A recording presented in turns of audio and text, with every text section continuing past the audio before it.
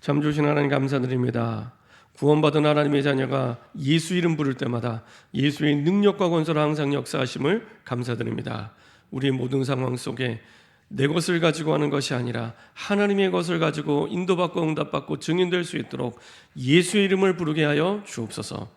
예수의 이름을 부를 때마다 예수의 능력과 권세로 역사하신 하나님을 이론이나 관념이 아닌 실제 체험이 되는 증인될 수 있도록 성령의 충만함을 허락하여 주옵소서. 우리의 모든 상황 속에 힘든 상황, 어려운 상황, 고민되는 상황 속에 갈등되는 상황 속에 예수의 이름을 부르지 못하게 하는 우리를 무기력하게 하고 무능력하게 하는 모든 불신앙과 흑암의 세력이 권세 있는 주 예수 그리스도의 능력의 이름으로 완전히 결박받고 떠나가게 하시며 예수의 이름 부를 때마다 능력으로 역사하신 하나님을 날마다 확인하고 체험하는 증인이 되게 하여 주옵소서. 감사드리며 주 예수 그리스도의 이름으로 기도합니다. 아멘. 제가 두 가지만 더 광고하고 말씀 나누도록 하겠습니다. 한 가지는 지난주에 보니까 크리스마스 일정에 대해서 물어보시는 분이 많이 계시더라고요. 그래서 크리스마스 때는 토요일인데 동일하게 11시에 예배가 있습니다. 그래서 그 다음날이 주일이라고 또 안 오시면 안 됩니다. 주일 따로 크리스마스 따로입니다. 그래서 25일 토요일 날에 11시에 크리스마스 감사 예배가 있으니까 여러분들 기억하시고 정과 동일하게 예배 드리시면 되고요. 그 전날 그러면 철야 예배가 없냐? 있습니다. 크리스마스 이브 때도 철야 예배가 있습니다. 그래서 철야 예배도 평상시 하던 대로 늘 기도의 용사들이기 때문에 또 안 하면은 또 허전하잖아요. 그래서 늘 하시던 대로 똑같이 합니다. 그래서 안 하던 걸 하는 게 아니니까 그대로 하시면 됩니다. 그리고 또 한 가지는 새벽 예배 시간을 조금 조정합니다. 지금까지는 5시에 새벽 예배 드렸는데 5시 30분으로 조정을 하도록 하겠습니다. 보니까 좀 이렇게 출근하시는 분들 가운데 새벽 예배를 드리고 싶어 하시는 분들 같은 경우에 시간이 조금 애매하신가 봐요. 그리고 이제 동절기다 보니까 해도 좀 늦게 뜨고 여러 가지로. 그래서 좀 많은 분들이 새벽 예배를 부담 갖지 않고 좀 이렇게 내 삶의 리듬으로 가져갈 수 있도록 그래서 5시 30분에 예배를 드립니다. 그래서 여러분들 기억하시고 내 삶의 기도가 이렇게 리듬이 될 수 있도록 그러면요 내가 했다 안 했다에 많이 얽매이지 않습니다. 어차피 평생 할 거기 때문에 편안한 마음으로 이렇게 내가 늘 한다고 해서 이렇게 들뜰 필요도 없고 못 한다고 해서 누릴 필요도 없습니다. 어차피 평생 할 거기 때문에 그래서 편안한 마음으로 내가 기도의 리듬을 내가 타면서 인도받겠다 생각하시면 됩니다. 그래서 두 가지 기억하시고 크리스마스 예배와 금요 기도회는 전과 동일하게 그대로 진행이 되고 이제 새벽 예배 시간은 5시 30분으로 이제 조금 늦춰지게 됩니다. 없습니다. 11시 예배로 통합으로 다 같이 함께 드립니다. 아마 그때는 이제 밑에 소예배실이랑 같이 이렇게 동시에 해야지 아마 저희가 이제 방역 수칙을 지키면서 인원이 아마 맞을 거예요. 그래서 여튼 따로 하지 않고 함께 이렇게 진행됩니다. 그날 또 맛있는 또 이렇게 여전도회가 간식을 준비한다고 하니까 기대하셔도 좋습니다. 우리 하나님 우리에게 주신 말씀은 미리 누린 야손입니다. 미리 누린 야손. 우리 좌우에 계신 분들과 인사 한번 하겠습니다.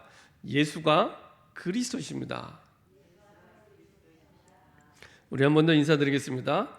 그리스도께서 모든 문제를 완전히 끝내셨습니다. 네, 우리 한 번 더 인사하면 되겠습니다. 미리 누리시면 승리합니다. 네. 매년마다 아마 나오는 책인 것 같습니다.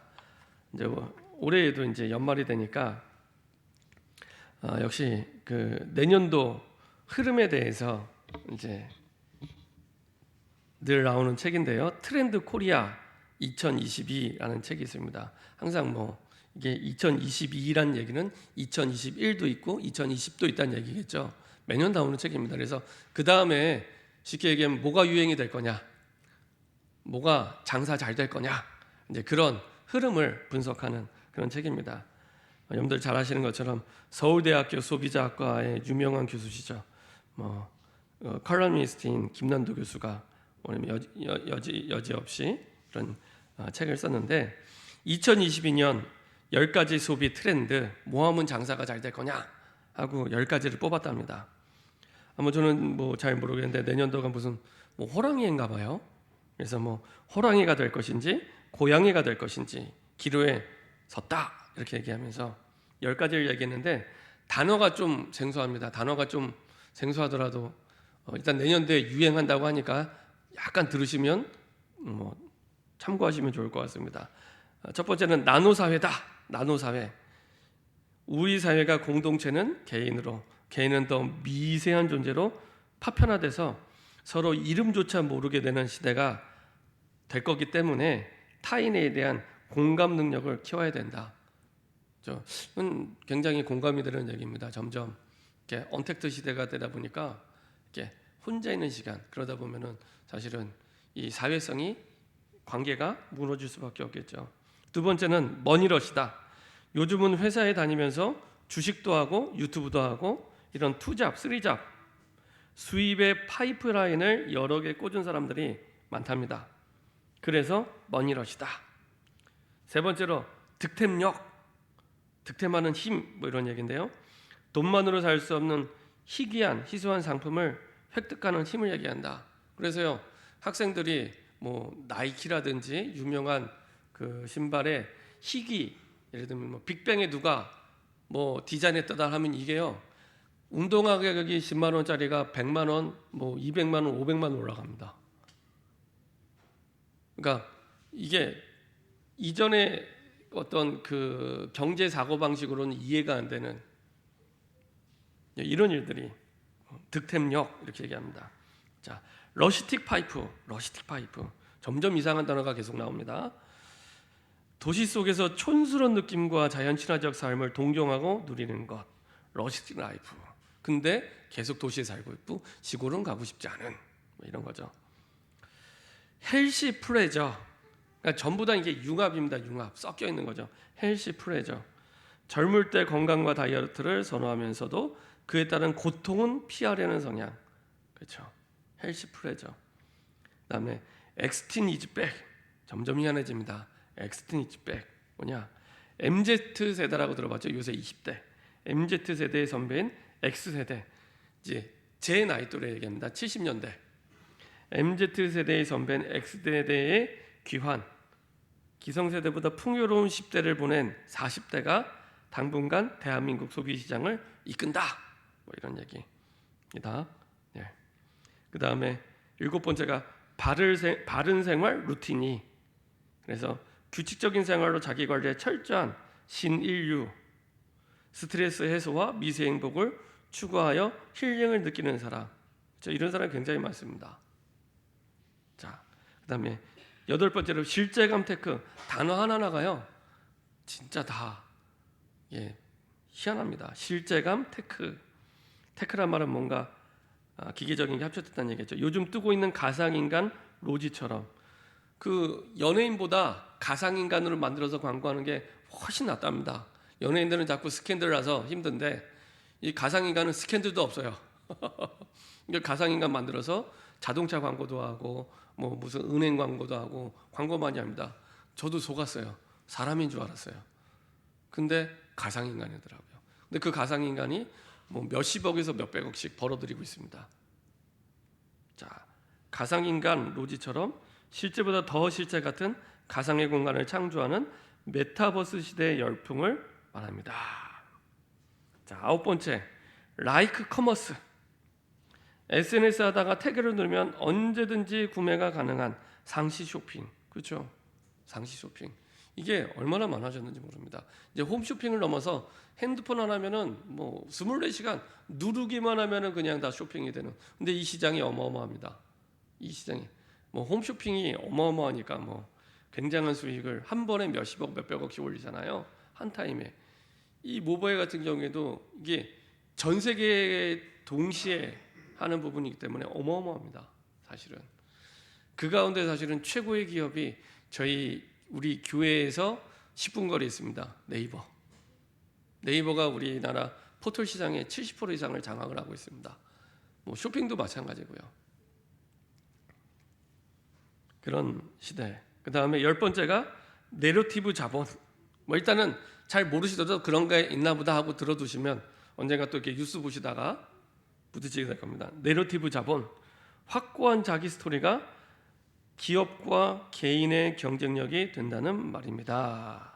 브랜딩이나 정치형에서 자기만의 서사를 내올 때 대중의 주목을 받게 됩니다. 그러니까 스토리가 자기만의 스토리가 있는 것이 상품화되고 이게 브랜드화돼서 부가가치를 높인다는 이런 얘기죠. 사실은 뭐 이렇게 해서 10가지를 뽑았는데 저도 대부분 굉장히 다 생소한 단어들입니다. 이걸 보면서 뭘 느끼냐면 사람들이 이제 갈수록 미래에 대해서 불안을 느끼는구나. 갈수록 미래에 대해서 불안을 느끼기 때문에 어떻게든지 조금이라도 다른 사람보다 앞서 뭔가를 하면 될 것처럼 생각을 하고 승리할 것처럼 생각을 하고 계속 사람들의 관심은 여기 있습니다. 트렌드. 그래서 전에 어떤 분이 그런 얘기 하더라고요. 그 돈을 잘 버시는 분인데 항상 잘 버는 사람은 한 박자가 빠르대요. 항상 한 박자가 빠르고 항상 약간 이제 힘드신 분들은 항상 한 박자가 느리대요. 그런 얘기를 하시더라고요. 그러면서 드는 생각은 누구나 사람들이 미래에 대해서 굉장히 불안해하고 있구나. 미래에 대한 불안을 넘어 두려워하고 있구나. 그래서 조금만 미래를 알아도 이긴다 생각을 하고 거기에 모든 생각 마음을 집중하고 달려들어서 사람들이 살아가고 있습니다. 하물며 저 사람들이 조금만 미리 누리면 반드시 승리합니다. 계속 지금 미리 누린 시리즈를 하고 있습니다. 왜 하냐? 불신자도 알고 있는 이 원리를 우리는 완전한 복음을 가지고 점쟁이가 아닌데 미래를 두고 우리가 확신하고 갈 수 있거든요. 그 축복이 와 있습니다. 미래를 두고 점쟁이가 아니더라도 확신하고 갈 수 있는 축복이 와 있는데 거기에서 그 응답을 다 놓치고 다른 데서 답을 찾고 있습니다. 근데 이 사람들이 얘기했던 것처럼 뭐 이 트렌드가 정말로 그대로 이 사람들에게 그대로 굉장히 행복을 갖다 주냐? 그것도 아닙니다. 하나에서 10까지 전부 육신적인 것입니다. 영적인 부분이 없습니다.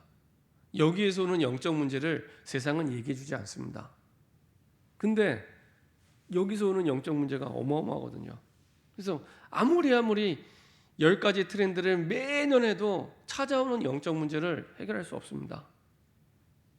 그래서 여러분들이요, 조금만 미리 누리시면 됩니다. 뭘 누리느냐? 하나님의 말씀을 기도 속에서 조금만 미리 누리면 사실은 이 사람들과 비교할 수 없는 하나님이 내게 주신 미래를 두고 확신 가지고 인도받고 응답받게 됩니다. 그렇죠? 어마어마한 축복이 하나님이 우리에게 주어져 있습니다. 왜냐? 세계복음화 때문에. 그래서 바울을 잘 보세요. 지난주에 우리가 말씀을 봤던 것처럼 바울이요, 항상 하면 어마어마한 전도자임에도 불구하고 전도부터 하지 않습니다. 뭐부터 합니까? 기도처를 찾죠. 기도처. 그렇죠? 그래서 우리가 지난주에 말씀을 봤던 것처럼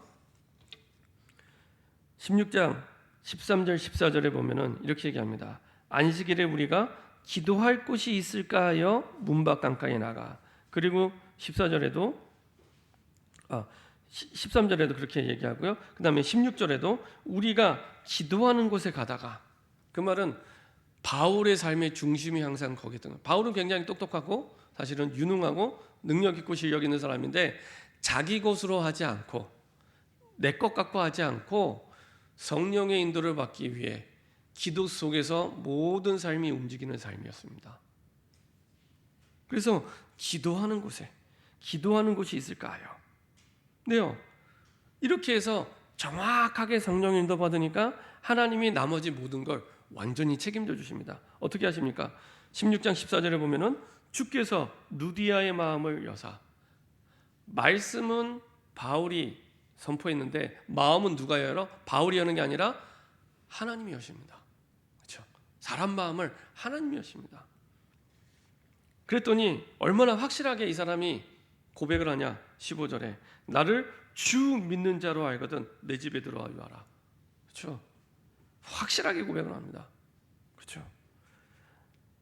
바울이 하는 게 아니라 바울의 유능함을 가지고 한 게 아니라 하나님의 것을 가지고 할 수 있도록 기도 속에서 인도받았을 뿐인데 그 뒤의 것을 완전히 책임져 주십니다.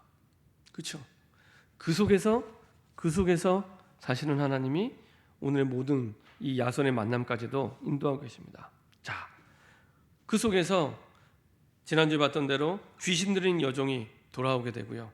감옥에 들어갔는데 그곳에서도 하나님의 구원과 온 가문이 다 구원받는 응답을 누리게 됩니다. 바울이 로마의 시민권이 있었음에도 불구하고 미리 주장하지 않습니다. 성령 인도받기 위해, 기도 속에서 인도받기 위해 내 것을 가지고 하지 않습니다. 철저하게 하나님의 것을 가지고 인도받기 위해서. 근데 단순히 감옥 들어간 게 아니잖아요. 들어가서 사실은 안 맞아도 되는데 두들겨 맞고 감옥 들어가고, 그죠? 그리고 우리가 보지 않았지만 나중에 사도행전 16장 37절에 그때서야 비로소 자기가 로마 시민인 것을 얘기합니다. 뭐라고 얘기하냐? 바울이 이르되 로마 사람인 우리를 죄도 정하지 하고, 알고 있었어요. 바울과 실라가 알고 있었습니다. 죄도 정하지 아니하고 공중 앞에서 때리고 옥에 가두었다가 이제는 가만히 내보내고자 하느냐? 아니라 그들이 친히 와서 우리를 데리고 나가야 하리라 한대. 이 뭔 뒤통수를 치는 겁니까? 아니, 진짜 그럼 처음부터 얘기하죠. 가만히 있다가 얘기 안 하다가 나중에 왜 얘기했냐? 이제 막 이 빌립보 교회가 세워졌잖아요. 그 사람들을 보호하기 위해서 일부러 얘기하고 나오게 됩니다. 그래서 교회를 보호하고 그 생명 얻은 사람들을 보호하기 위해서 일부러 얘기하고 나오게 되죠. 자, 그래서 구원받은 하나님의 자녀는 기도는 해도 되고 안 해도 되는 게 아닙니다. 보통 기도를 숨 쉬는 호흡과 비교를 많이 하는데요. 기도는 모든 것입니다. 구원받은 하나님의 자녀의 기도 모든 것입니다. 만약에 구원받은 하나님의 자녀 기도를 안 한다, 그럼요 되어지는 게 아무것도 없습니다. 그렇게 생각하시면 됩니다. 내가 기도를 안 하고 있다, 아무것도 안 되어질 겁니다. 하나님과 아무 상관없이 가게 될 겁니다. 내가 기도를 누리는 만큼 내게 와 있는 모든 것들을 누리게 됩니다. 좋은 일이든 나쁜 일이든 누리게 됩니다. 내가 기도에 힘 있는 만큼 힘 있는 인생이 됩니다. 기도에 행복한 만큼 행복한 인생이 됩니다. 절대로 세상의 소유가 나를 행복하게 하지 못합니다. 나에게 와 있는, 우리에게 와 있는 영적 문제를 해결할 수 없기 때문에. 그렇죠? 기도가 행복한 만큼 행복해집니다. 잘 생각해 보세요. 내가 언제 행복했는가? 언제 내가 참된 행복을 누렸는가? 세상의 행복의 기준은 소유에 있습니다. 철저하게 소유에 있습니다. 돈, 지식, 능력, 학벌. 세상 사람들이 부러워하는 그 뭔가를 가지면 행복하다는 겁니다. 아닙니다. 성경에서는 단 한 번도 내가 가진 소유가 행복하다고 말씀하신 적이 없습니다. 그렇죠? 아닙니다. 인간은 원래 하나님과 함께할 때만 행복하도록 지음받았기 때문에 하나님과 함께하는 행복이 없으면 존재 자체가 행복하지 않은 겁니다. 존재 자체가. 근데 많은 사람들이 자꾸 착각해요.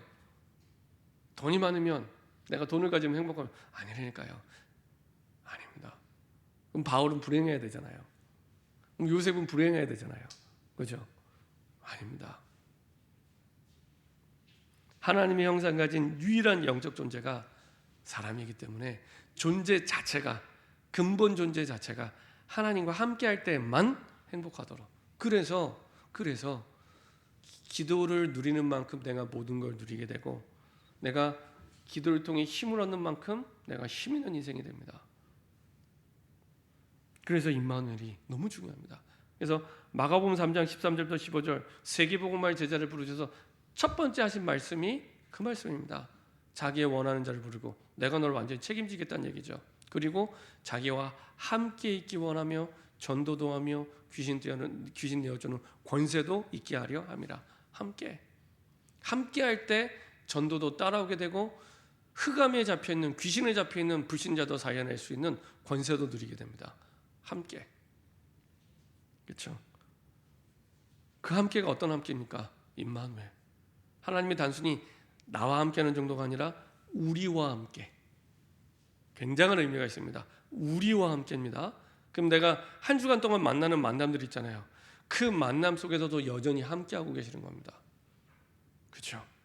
진짜 이 비밀을 알면 전도가 쉬워집니다. 왜냐? 하나님이 우리와 함께 하시거든요. 우리와. 그 만남 속에 지난주에 루디아를 만났고 그 만남 속에 바울이 야손을 만난 겁니다. 이 비밀을 미리 누린 바울이었죠. 그리고 바울 전도 팀이었습니다. 그래서 사도행전 16장에는 우리가 이렇게 표현되어 있었는데 사도행전 17장에는 저희가 이렇게 표현되어 있습니다. 그들이 암비볼리아와 아볼로니아로 다녀가 데살로니가에 이르니 거기 유대인의 회당이 있는지라. 이게요 얼마나 이 바울이 성령인도 받으려고 하냐. 암비볼리와 아볼로니아로 다녀가 데살로니가에 이르니 루디아가 있던 빌립보 지역에서 데살로니가 지역까지 거리가 얼마냐? 160km입니다. 남서쪽으로 160km가 떨어져 있습니다. 거기를 이제 걸어서 가는 겁니다. 걸어서. 근데 굳이 먼 데까지 갈 필요 있습니까? 그 앞부분에 암비볼리도 사실은 그 작지 않은 도시고 아볼로니아는 조금 작은 도시입니다. 이런 다 도시들인데 굳이 데살로니가를 왜 고집합니까? 이유가 있습니다. 마게도니아 전체를 복음화하기 위해서 가장 중요한 도시가 데살로니가입니다. 이 데살로니가가 마게도니아의 수도입니다. 예를 들면 경기도의 수도는 수원이죠. 경기도가 마게도니아라면 수원은 데살로니가입니다.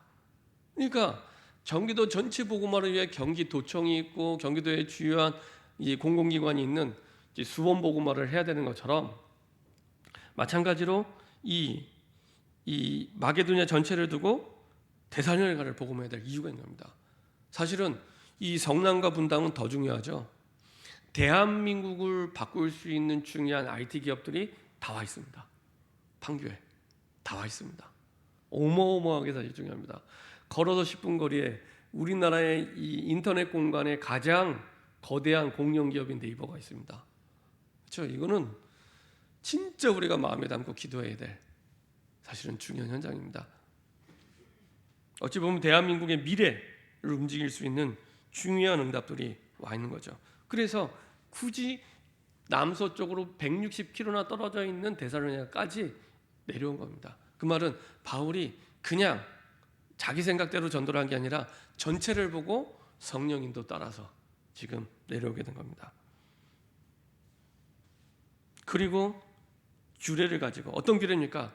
항상 지역에 들어가면 그 지역에 유대인들이 있는 현장을 먼저 갔습니다. 이 빌립보 지역은 유대인들이 별로 없었기 때문에 회당이 없었어요. 그래서 유대인들이 회당이 없을 때 많이 모이는 강가로 갔고요. 그리고 이 데살로니가에 와 보니까 유대인들의 회당이 있거든요. 그러니까 회당에. 그리고 기간도 정해져 있었죠. 바울이 자기의 관례대로 그들에게 들어가서 새 안식일의 성경을 가지고 강론하며 새 안식일 분명한 기간을 정해놓고 인도받는 중요한 시간표였습니다. 다시 말하면 내가 언제부터 언제까지 있는 동안에 내가 뭘 해야겠다.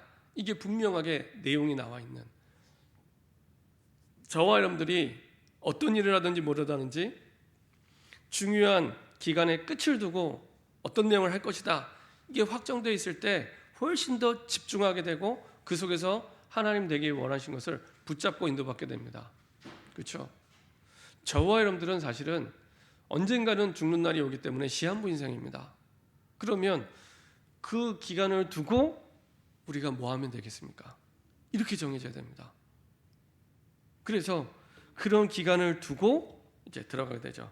자, 들어가서 복음을 전하는데 어떤 내용을 가지고 전했습니까? 3절에 보니까 뜻을 풀어 그리스도가 해를 받고 죽은 자 가운데서 다시 살아나야 할 것을 증언하고 이르되 내가 너에게 전하는 이 예수가 곧 그리스도라 하니. 단순히 예수님의 죽으심과 부활을 전하는 전도가 아니라 왜 꼭 예수님이 죽으셔야 되고 왜 꼭 예수님이 부활해야 되는지 그 이유를 얘기해 준 겁니다. 다르죠.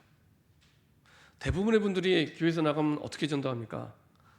크리넥스 아니면은 뭐 조금 선물 포장해 갖고 예수 믿으세요, 예수 믿으세요, 요 정도입니다. 근데 성경은 그렇게 얘기하지 않습니다. 왜 꼭 예수를 믿어야 되는지 그 이유를 증거한 겁니다. 그 이유를 가지고 예수가 그리스도이심을 밝히 증거한 겁니다. 설명하고 가르친 게 아닙니다. 뭐라고 표현됐습니까? 다시 살아날 것을 증언하고 이렇게 표현. 증거를 가지고 하나님의 말씀을 선포한 겁니다. 설득이 아니고, 그렇죠? 설득이 아니고 설명이 아닙니다. 내게 역사하신 그리스도의 증거를 가지고 선포한 겁니다. 그렇죠? 근데 실제 현장에서 사람을 만나면 우리가 이렇게 못합니다. 이 부분이 굉장히 중요한 기도점. 하나님, 왜 꼭 내가 예수를 믿어야 되는지 이유가 있어야지 분명하게 얘기해 줄 수 있습니다. 이유가 없으면요, 사실은 지속할 수도 없고 얘기해 줄 수도 없습니다. 왜 꼭 예수를 믿어야 됩니까? 진짜 하나님 앞에 질문하셔야 됩니다. 누구를 만나도, 어떤 사람을 만나도 네가 너의 소망 되신 네가 믿는 그 예수를 왜 믿는지 이유 있는 복음으로 얘기해 줄 수 있는 준비가 되어 있으면 됩니다. 누구를 만나도, 대통령을 만나도, 그렇죠? 이유 있는 그리스도. 그 속에서 많은 사람을 살게 됩니다. 그래서 그 속에서 누구를 살게 됩니까? 4절부터 6절에 보면 그 중에 어떤 사람과 경건한 헬라인의 큰 무리와 이미 준비된 이방인들이 있었고요. 큰 무리와 적지 않은 귀부인도 권함을 받고, 예수 믿을 이유가 없는 사람입니다. 부족함이 없는 사람. 하지만 영적으로 갈급했던 사람들이죠. 적지 않은 귀부인도 권함을 받고 바알과 신라를 따르나. 그러나 유대인들은 시기하여 저자의 어떤 불량한 사람들을 데리고 때를 지어 성을 소동하게 하여 야손의 집에 침입하여 그들을 백성에게 끌어내어 찾았으나. 그리고 야손도 그 속에서 이렇게 됩니다. 야손은 바알과 신라가 그 지역 복음화를 위해 묵었던 숙소의 주인입니다. 근데 이 사람은 이방인은 아닙니다. 이 사람은 디아스포라 유대인, 그렇죠? 흩어져 있는 유대인입니다. 근데 이제 이 디아스포라 유대인인 야손이 이제 이유를 한 거죠. 하나님이 왜 나를 이역만의 저 고국 땅을 떠나 이 이방인 지역에 와서 살아야 될 이유를 분명하게 붙잡게 된 거죠. 이 복음 때문에, 땅 끝까지 복음 전하는 이것 때문에 하나님이 나를 이곳에, 유대인인 나를 이방인 사는 동네에 있게 하셨구나. 이유 있는 복음이 증거될 때 숨겨져 있던 헬라인, 귀부인, 야손, 이 사람들은요, 누구에만 반응하냐? 왜 꼭 예수가 그리스도 되는지 그 이유를 분명하게 증언해 줄 사람한테만 반응합니다. 우리 지역 안에, 직장 안에 헬라인도 있고 귀부인도 있고 야손도 있습니다. 내가 만나는 사람 속에 헬라인도 있고 귀부인도 있고 야손도 있습니다. 근데 언제 이 사람들이 드러나게 되냐? 왜 꼭 예수를 믿어야 되는지 이유 있는 복음이 증언될 때, 이 사람들은요, 거기에만 반응하도록 딱 준비되어 있습니다. 아무리 신천지가 와서 건드려도 절대로 반응하지 않고요. 어떤 이상한 종교가 와도 하나님이 딱 보호하고 계시다가 누가 나타나면 딱 반응하겠냐? 왜 꼭 예수가 그리스도인지 이유를 증언해 줄 수 있는 사람, 그 사람한테 반응하도록 딱 준비되어 있습니다.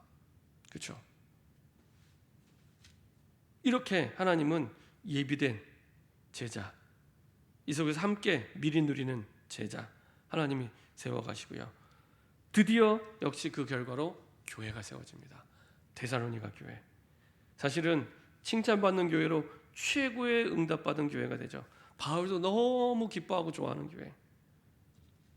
그래서 데살로니가전서 1장 3절에 보면은 이렇게 말씀하고 있습니다. 데살로니가 교회가 어떤 교회냐?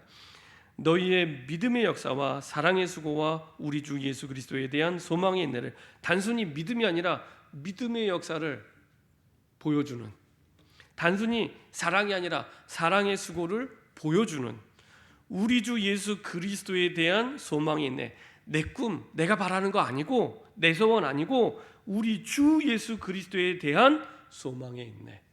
내가 그냥 참는 게 아닙니다. 나에게 더 큰 하나님이 내게 약속하신 그리스도 안에 주신 그 소망과 비전이 있기 때문에 참는 게 즐거운 거예요. 두들겨 맞아도 감사하고 핍박을 받아도 행복하고 이런 상태인 겁니다. 그런 교회 감사하죠. 그리고 1장 5절에 보면 이렇게 얘기합니다. 이는 우리 복음이 너에게 말로만 있는 것이 아니라. 그럼 이게 무슨 말입니까? 대부분 말로만 복음이 많아요. 말로만 복음. 예수는 그리스도 모든 문제 해결자. 근데 돌아서면 염려하고 돌아서면 걱정하고 해결자가 아니에요. 말로만 이러는데 이 데살로니가 교회는 그런 교회가 아니라는 겁니다. 말로만이 아니라 또한 능력과 성령과 큰 확신으로 된 것이라. 그죠? 능력과 성령과 큰 확신. 진짜로 여러분들 지난주 중직자 대학원 메시지와 금요일 날 집중훈련 직분자 집중 메시지 꼭 들으시기 바랍니다. 보면서 이걸 느꼈어요. 복음이 말로만 이런 게 아니라 진짜 능력과 성령과 큰 확신으로 앞선 세대가 보여주었던 그 복음과 기도와 전도의 역사를 그 후대가 어떻게 보고 응답을 받는지, 그렇죠? 말로만 이런 게 아니라 금요일 예배 때도 마찬가지입니다. 오신 강사 목사님도 복음이 말로만 이런 것이 아니라 능력과 성령과 큰 확신으로. 그리고 데살로니가서 5장 16절 18절 너무나 잘 하시는 것처럼 항상 기뻐하라, 쉬지 말고 기도하라, 범사에 감사하라. 항상 기뻐할, 쉬지 말고 기도할, 범사에 감사할, 하나님의 뜻을 붙잡고 인도받는 축복의 교회였습니다.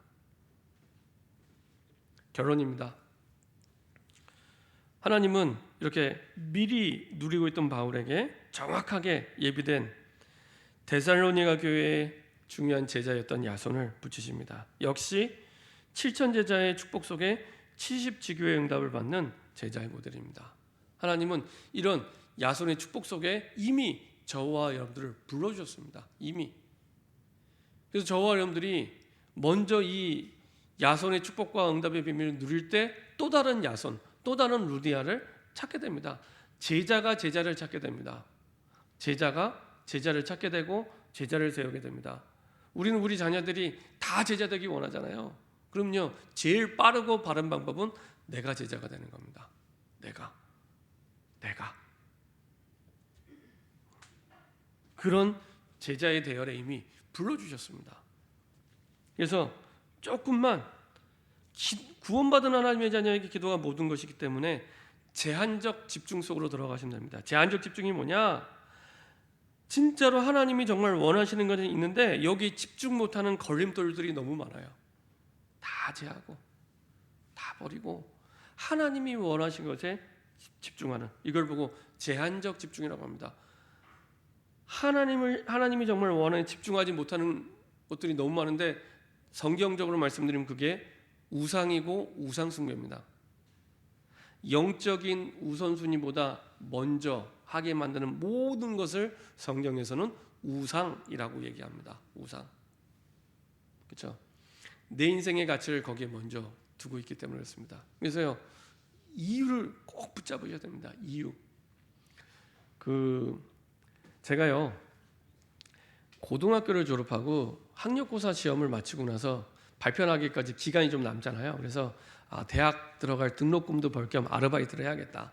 그래서 찾다가 보니까 그 돈을 제일 많이 주는 게 뭘까 들어봤더니 그 현장에 노가다더라고요. 노가다. 제일 많이 주더라고요. 그때 당시에 일당이 얼마냐? 5만 원. 일당 5만 원이니 하여간 그때는 제일 많은 거였습니다. 일당 5만 원 주더라고요. 그래갖고 뭐 벌어야겠다 생각을 하고 가는데 직접 공사 현장에 못 가잖아요. 소개소를 거쳐서 가야 되잖아요. 이제 소개서에 신청하고 이제 소개받아서 현장에 가는데, 야, 5만 원이 되게 많은 돈인 줄 알았는데요. 제가 가는 현장이 공사 현장 가운데서도 좀 힘든 현장, 철거 현장이었습니다. 그 2층짜리 집을 부시는 현장인데요. 그걸 부시면 들어가서 그 부신 그 내용물 있잖아요. 그거를 등짐을 지고 다 가지고 나와서 트럭에 실어야 되는 이 일입니다. 제 친구 같이 일하다가 운동화에 대못이 박혀서 한번 찔려서 병원 다니고요. 병원비가 나중에 더 많이 나오게 되고요. 그리고 저도 그렇게 일을 했죠. 하루 일하고 났는데 나중에 이제 5만 원 받아야 되잖아요. 소개소에서 15,000원을 띄더라고요.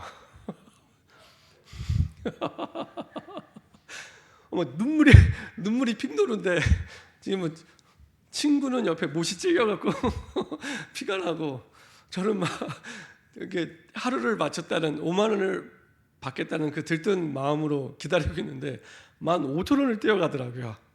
그래갖고 35,000원을 받았는데요. 막 억울한 마음이 드는 거예요. 억울한 마음이. 그래갖고 안 되겠다. 계속 해야겠다. 둘째 날부터는 5,000원만 뛴대요. 그래서 하루만 하면 억울하잖아요. 그래서 둘째 날 또 나갔습니다. 막 첫날 하고 나니까 온몸이 막 쑤시는 거예요. 그러니까 이유가 있으면 그 다음날 또 돈 벌러 가더라고요. 이유가 있으니까. 진짜 이유가 있으면 하게 돼 있습니다. 이렇게 제한적 집중의 축복 속에 하나님은 생명력 있는 삶을 누리게 하십니다. 영적 존재인 나로 하여금 이제는 정복하고 다스리는 대표적인 축복을 누리게 하시고, 창세기 2장 7절에 하나님이 주시는 그 힘을 얻게 하시고요, 창세기 2장 1절부터 18절 에덴 동산에 주신 축복을 내 현장에서 누리도록, 그리고 그 속에서 진짜 하나님의 것, 하나님이 주신 전문화의 응답을 누리게 됩니다. 학생들은 학업 속에, 그리고 모든 산업 현장에 있는 분들은 생업 속에 하나님이 주시는 진짜 전문성의 응답을 받게 됩니다. 그걸 보고 오직 이렇게 얘기합니다. 그리고 그 속에서 다른 사람이 알아도 흉내내지 못하는 유일성의 응답을 받게 되고요. 그리고 그 다음에는 도저히 따라올 수 없는 재창조의 응답을 완전히 누리게 됩니다. 이제 한 해를 마무리하면서 2022년을 준비하면서 조금만 이제는 내가 미리 누리는 누림 속으로, 소잃고 외양간 고치는 삶이 아니라 미리 누리는 삶 속으로 들어가는 저와 여러분 되기를 소원합니다. 기도하겠습니다. 참 좋으신 하나님 감사드립니다. 기도가 우리의 모든 것 되게 하시고 그 속에 성령님도 받게 하시며, 바울처럼 그리고 그 속에 찾은 제자 야손처럼 주님이 기뻐하시는 7,000제자의 축복과 응답의 증인으로 소개하여 주옵소서. 하나님을 향하여 주님이 정말 원하시는 것에 집중할 수 있는 제한적 집중의 축복과 응답을 누리게 하시고, 제한적 집중의 축복과 응답을 누리지 못하게 하는 모든 걸림돌들이 제하여지는 새로운 시작이 되게 하여 주옵소서. 감사드리며 주 예수 그리스도의 이름으로 기도합니다. 아멘.